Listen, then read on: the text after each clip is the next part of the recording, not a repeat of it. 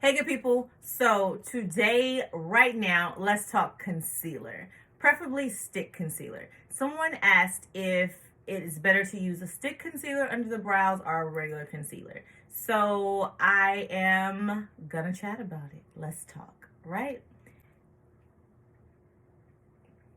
So this is the only stick concealer that I have. It's kind of old, but it still will serve its purpose for this video, okay? So with the stick concealer, you want to make sure that if it's like a stick concealer or a pencil concealer is what she was asking, that it's pliable. When I say it's pliable, meaning that it has movement to it. You don't want to use a pencil and then you go on to draw, like I'm just going to use the back of my hand.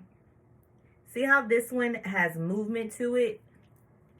It's creamy. You don't want to use something that is going to go on to the skin, to the eyebrow, and then it's not pliable, meaning it doesn't have movement, meaning it's just going to sit there. It's going to take you more work to blend that out because you never want to just have a straight line under your brow. That is not where it's at. I don't care who you done seen, where you done seen them, how you done seen them, who told you, what told you. I'm telling you, that ain't what you want. That ain't what you need. And please don't do that. That is an offensive offense to your eyebrows. Not my eyebrows, not her eyebrows, but your eyebrows. Okay? Don't do it. Don't do it, people. Don't do it. Don't do it. I said it that much, and some of y'all still gonna do it. Lord, forgive them. I tried to tell them. Okay.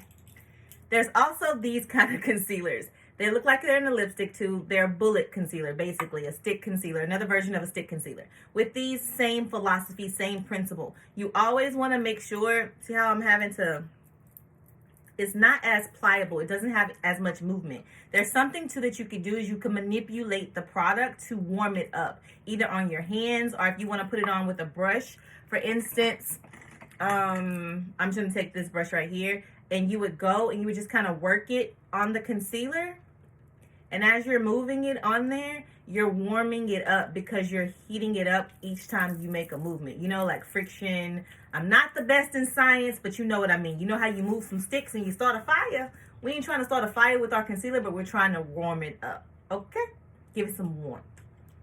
So when you do that, it makes the product more pliable, have more movement.